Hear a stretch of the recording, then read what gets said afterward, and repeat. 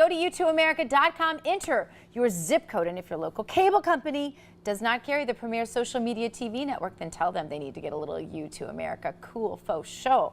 Let them know. I am Dr. Gina.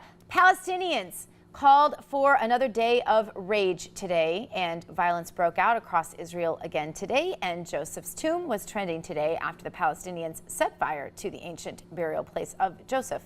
And many of you out there in social media were outraged, as you should be.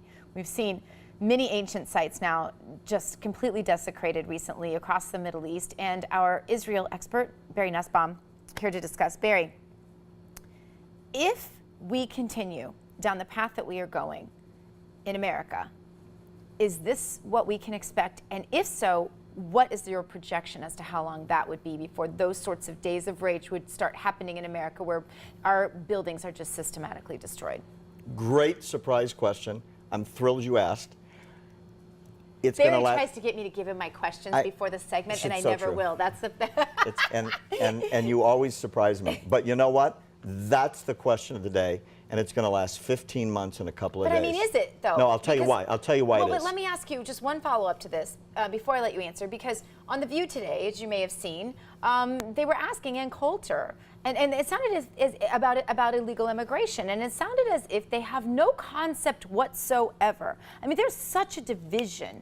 When the Democrat debates took place the other night, and their number one security risk to them is climate change. Right.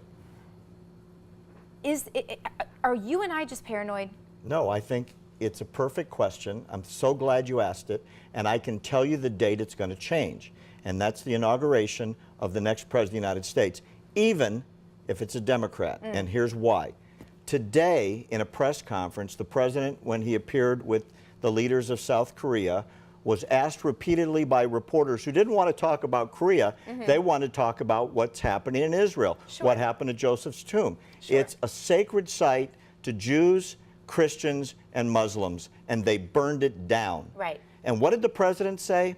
Both sides should refrain from violence. For 3 days, the State Department's been asked, what can you tell us about what's going on in Israel? And the incredibly insane comments are, both sides need to step away from the violence. Josh Earnest, the president's press secretary, made a completely inane comment on the same subject matter. It's coming from the top, Dr. Gina. The White House is saying both sides need to refrain from violence. Well, here's the violence.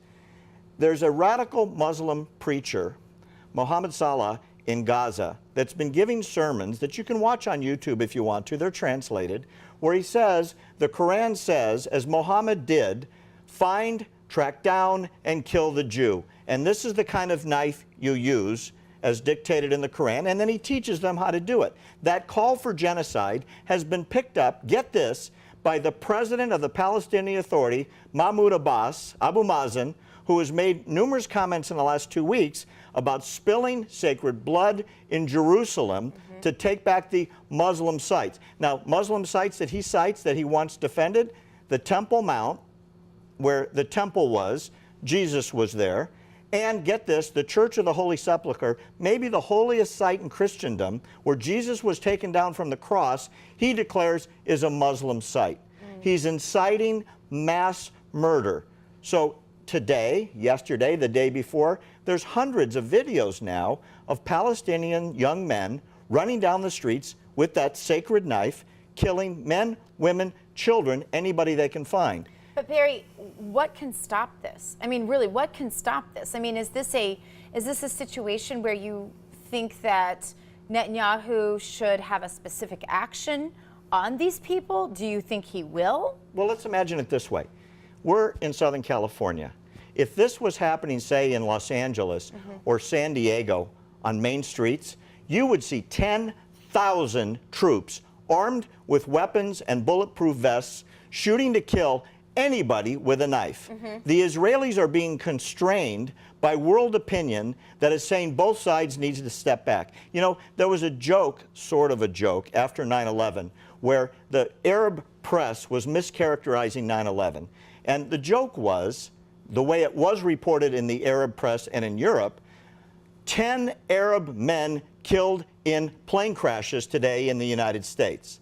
Those Arab men were the hijackers. Wow. Well, that's the same mischaracterization that's going on in Israel. Men, women, and children walking in the streets are being attacked with knives, guns, and car bombs. Or, in the case yesterday of a crazy Muslim ran into a bus stop and mowed down 3 or 4 people, and the ones that didn't die, he hacked to death. It's on cam. You can see it on the internet. If there was an aggressive response from the rest of the world, Israel wouldn't feel constrained to have 10,000 troops on the street. So within the confines that Benjamin Netanyahu finds himself, what can he do? What will he do? He was speaking today that the gloves are coming off, that they are no longer going to worry about public opinion. He's not going to travel the world screaming, hey, please report this clue in. and be aware of the genocide that's happening. He's going to put troops on the street, which is police and the army, until it stops. How do you win in the court of public opinion when the Palestinians are repeatedly faking, at least that's what many of us are led to believe who are on this side of the political argument, faking these deaths and slaughters of their people? You're pointing out something that was just trending all over the internet. The Palestinian Authority was talking about a young man, a teenager, who was killed by Israeli troops. He's in Hadassah Hospital, where he confessed to attacking several people with a knife. He's not even dead. They should have killed him, and they captured him instead. What's restraining Israel is the leader of world opinion in the free world, which is the United States. Right. And the spokesman for the United States is the President of the United States, who is working very, very hard, Gina, to undermine the relationship between Israel and the United States. And that's why I said to open the program on your first question, until he's gone, I expect more of this insane equilibrium in his mind where both sides are at fault. That's completely fallacious. And I tell you, when I think about it, it makes my blood boil. Barry, will Israel survive until the end of this presidency? Absolutely, because there's now calls from the West Bank to stop it. It's ruining their economy. It's killing their kids. They want the kids off the street because they're afraid more of them are going to take up arms, with this incredible cry coming out of all of the mosques. Kill the Jew, it's in the Quran. Kill the Jew, that's what Muhammad says. And they're following that dictate, Dr. Gina. They need restraint, and they need public opinion to switch. And if the President of the United States is leading the other side, condemning both sides, they've got a license to kill.